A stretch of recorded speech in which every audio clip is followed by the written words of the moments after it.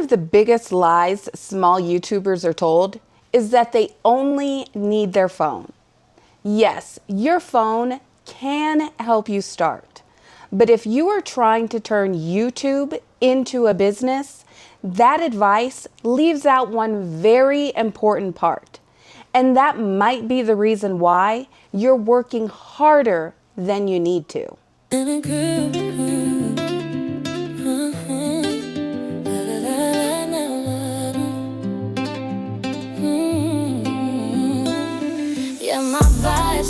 I totally understand why people love saying, all you need is your phone.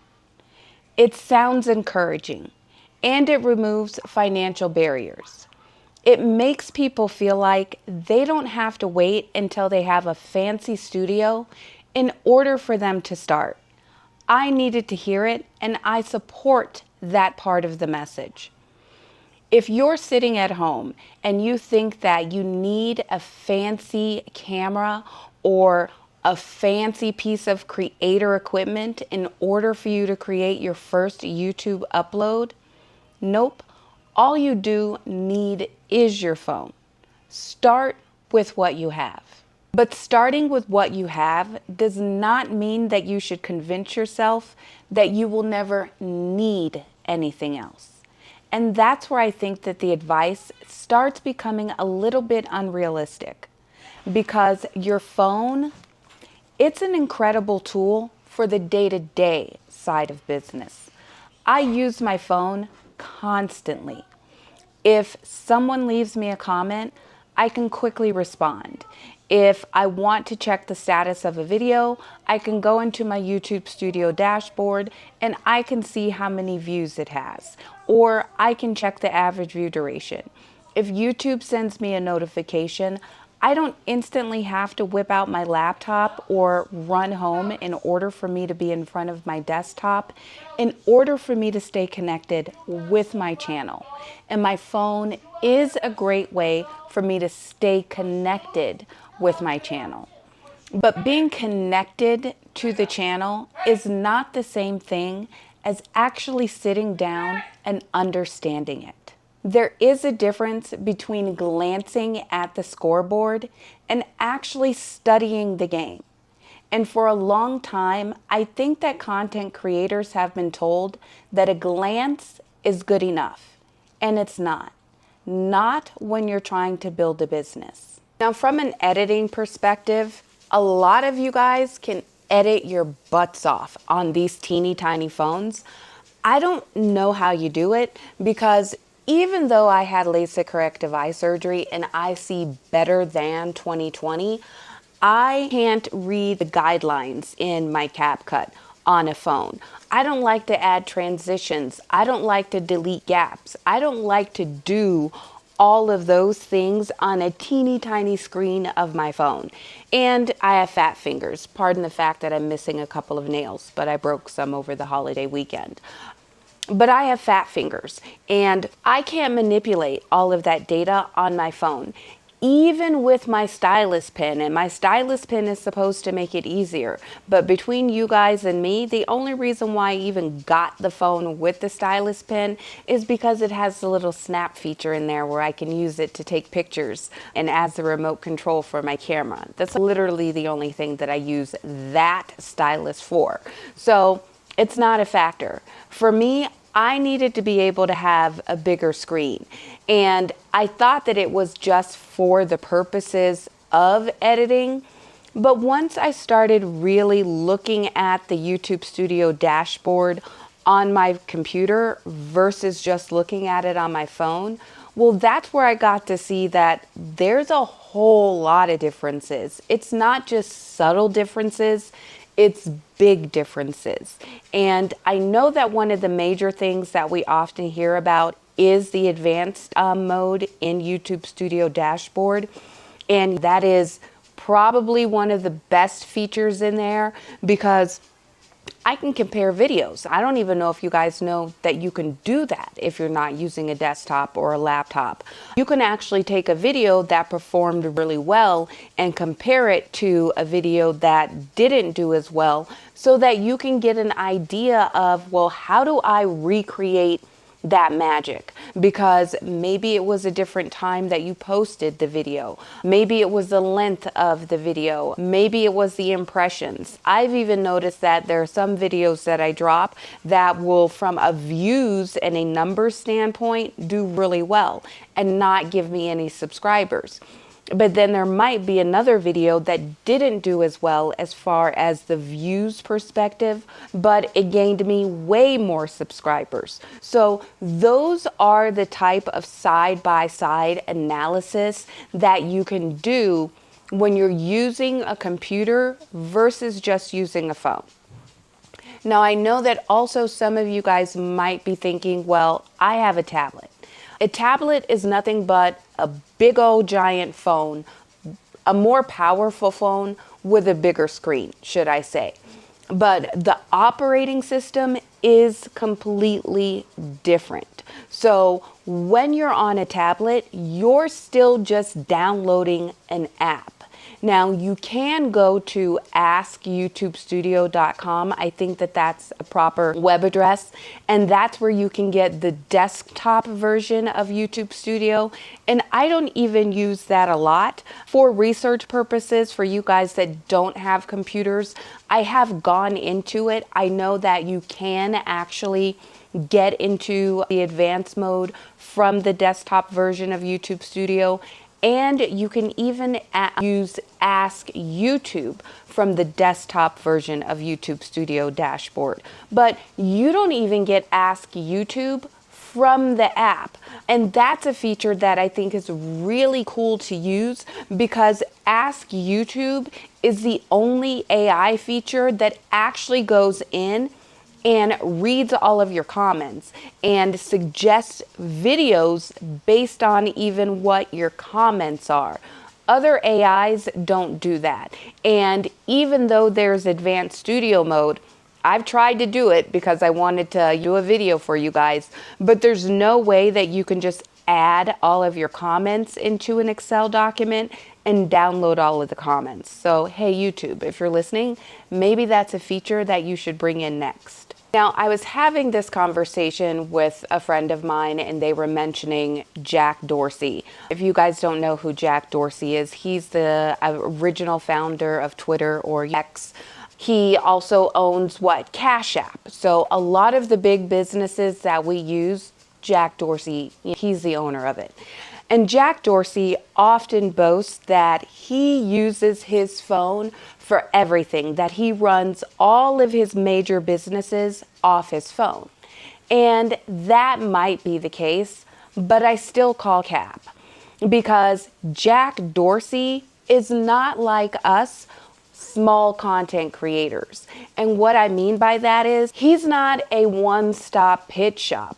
Like probably 95% of us content creators, we're the one-stop pitch shop. Not only are we the people that are making the content, but we're the people that are editing the content. We're the people that have to look at the analytics. We're the people that have to read all of the comments. We have to reply to all of the comments. If there's a brand deal, well, guess what? We're the one that have to negotiate it. We have to pull all of the analytics, and we're the people that have to make it make sense. Jack Dorsey, all he has to do is pull up a spreadsheet from somebody else that he pays to pull the analytics. He's not doing it completely from his phone himself. He has an entire staff of people. So for him to actually say that he's running his entire business or all of these businesses off of his phone, well, it's true, but it's not true at the same time, because he's not a one-man marketing show. He's not the only person that's running his business. And for most of us, we're the only people that are running our channels, nobody else. Because when you're one person and you're doing all of the work, You don't need a tool that's just going to give you the answers. You need a tool that's going to help you find the answers. Now, in the beginning, I did for the most part just use my phone. But also, that was because I didn't know better. And when you know better, you do better. And now, because I know better and I know that my phone is not giving me the full picture, I can't stand looking at my analytics on the phone. I don't like looking at my video performance on my phone because I know that the only thing that it's going to tell me is the views and a small picture of the average view duration and the impressions. For example, let's talk retention, because it's one thing to try to fix your average view duration, but it's another thing to actually know where you went wrong when it comes to fixing your average view duration. And that's something that I've been working on a little bit more. And one of the areas in YouTube Studio Analytics where I'm learning that is this little graph right here. I'm learning how to read and understand this graph. So let's take this video, for instance, where I'm talking about wrong ideas or wrong videos. And in this video, well, you guys can see my hook, that's where I'm failing. And I'm learning that through my analytics and on my dashboard in this dumb little graph right here.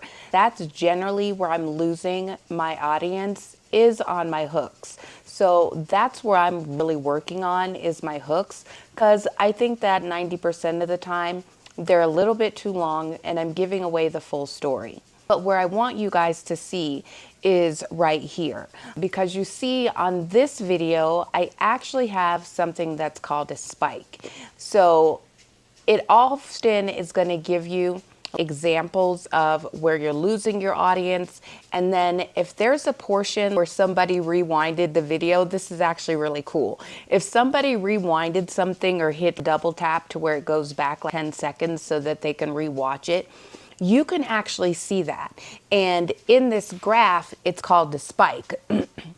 So when I click on spike, it takes me to that part of the video where people were double tapping and hitting rewind. And I think that it's really cool because in this video in particular, where everybody double tapped and rewind, is where I was explaining how to go into advanced mode and how to create the PDF document or the Microsoft Excel document so that you can download it to your desktop and save it so that you can upload it to your Chat GPT and have it help you to read out and understand your analytics.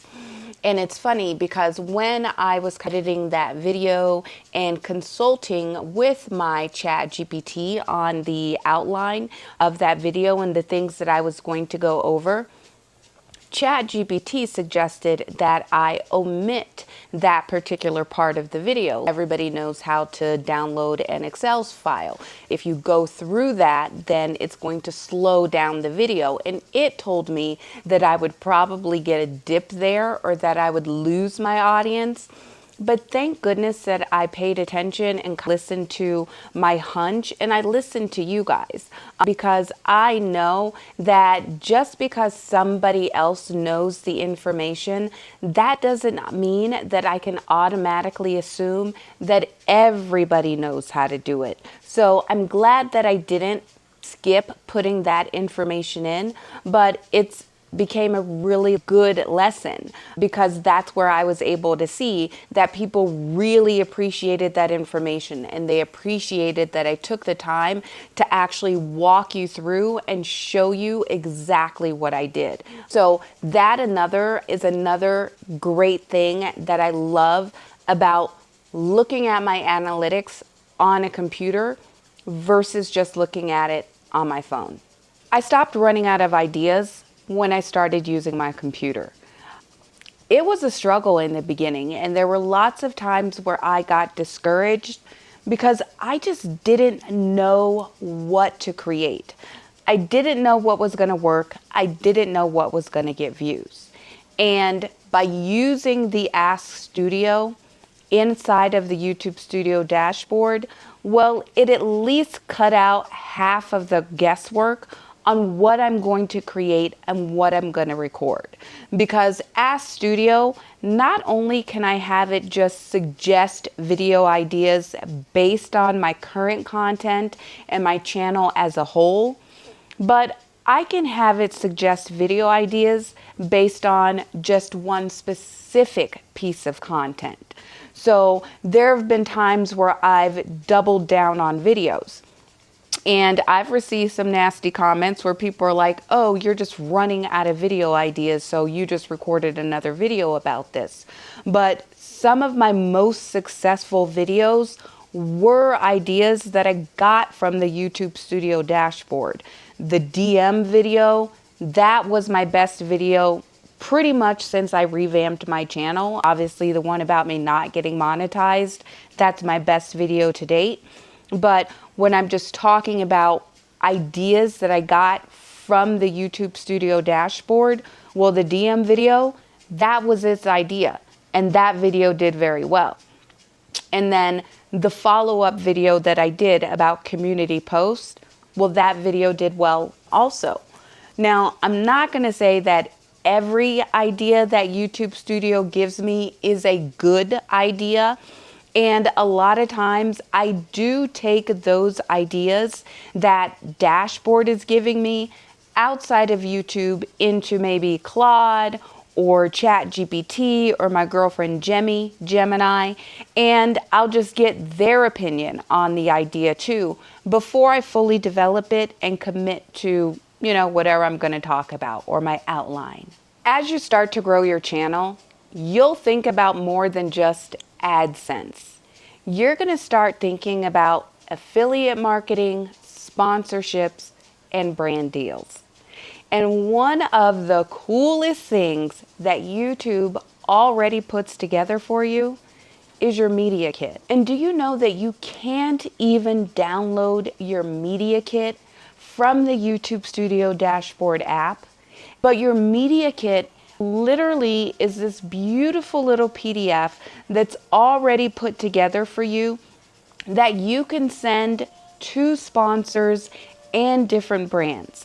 And you can manipulate which of your metrics you want to show on your media kit. But you can't even look at your media kit if you've never looked at your studio dashboard from a computer. And if you didn't know that your media kit even existed, leave it down in the comments below. These are the types of things that I want to share here on my page. I need to know what you don't know.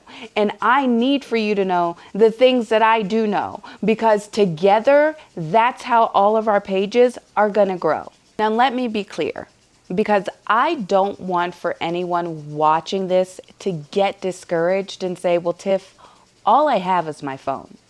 90% of content creators only have their phone. And I was in a live stream with Rob the Maritiner. He's one of my favorite content creators to listen to and just get advice from. And he was saying that he still records every one of his videos on his iPhone. The only time that he's ever really using his camera is when he does his lives. And that's when he's using his computer and StreamYard and his camera. But otherwise, for all of his long form content, he's using his iPhone. Now, for me, the reason why I prefer not to record my long form content on my phone is because I had a problem being able to actually find the camera. When you have your phone and you're recording your long form content, right here, and the camera, lens is over here. But I would find myself looking up here and looking up here. So when I was reading back or watching back my videos, I didn't feel like I was looking at the screen. And it just kind of looked weird to me. It didn't seem natural, and it wasn't comfortable for me. Also, a lot of times I might reference my phone. I might have my outline on my phone.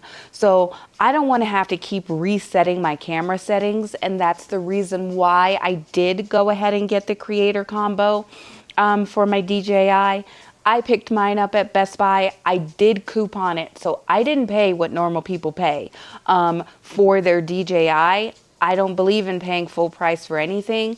So I couponed it out and I got it at a really good deal. So if you're thinking about purchasing something for your content creator journey, I want for you to put a desktop computer or a laptop on the list, because most content creators that I talk to or have conversations about what's their favorite piece of equipment, it's generally not a laptop and it's generally not a computer. Most people are looking for things to make their content pretty. A ring light, a really nice background, a camera, a microphone, but they're not thinking about what is actually going to help them look at their content better. What's going to help them analyze their content better. I mean, good equipment is great, but a better camera isn't going to teach you how to talk on camera. So what's the point of making a $1,000 investment if this is something that's just going to be a hobby and it's not going to become a business? If you're going to get discouraged and you're just going to put it down and forget about it anyway, well, I don't want you to make a $1,000 investment, because a laptop can be used for many more things than just content creation. And that's where we get to the business side of it. Because as your channel starts to grow and your business and your brand starts to grow, well, you're going to need to organize better. You're going to need to be able to keep up with reading emails. You're going to need to be able to download contracts from different partners, download and read sponsorship packages. You're going to need to be able to outline your workflow, your work schedule. There's so many more things that go into being a content creator and making your YouTube channel a successful business. And those are the things that people don't discuss when they're saying that you just need your phone. You do just need your phone to create content, but you need a computer to create a business. Now, please do not go getting yourself in debt trying to purchase a laptop that imitates the setup of one of your favorite content creators, because they've probably been doing this for a really long time and their channels are probably already making money. But what I'm saying is, if you are building your channel and you're making a wish list of things that you need in order for you to feel empowered and in order for your channel to grow and go to the next level, I'm saying that you do need to add a laptop to that list. And you don't have to go and make an instant impulse buy. Because if you're already doing all of your editing on your handset, well, you can still do your editing on your handset. The reason why you're going to be making that investment into a laptop is for the purposes of reading your analytics and being able to do things on a laptop that you can't do with your handset. That's the difference. And so when you go there, don't instantly tell somebody that you're a content creator and that you're looking for a laptop for your content. Because, well, if they're paid on commission, and probably even not if they're paid on commission, they might start offering you all kinds of stuff and RAMs and ROMs that you don't really need. Memory that you don't really need right now. Right now, we need the basics. And I don't know what your basics are because I don't know what your workflow is. So that's something that you will have to figure out for you. But I'm here to help. So go ahead, pull out that wish list, add a laptop to it. So when somebody tells you that the only thing that you need for YouTube is your phone, I want to tell you the truth. Because although you may only need your phone in order to start YouTube, your phone is not going to be the only thing that you need in order for you to turn your YouTube channel into a business. If you're building your channel in real time right along with me, go ahead and subscribe and join the takeover crew. Because over here, we're not just making videos. We're learning how to build channels that become real income. And that's the catch. And if you like my catch of the day sweater, this is from the free assembly line at Walmart. I'm going to go ahead and leave a link to the sweater in the detailed section below. My name is Tiff. This is my take. Be blessed, have a blessed day, and most importantly, do what you can to bless someone else's day.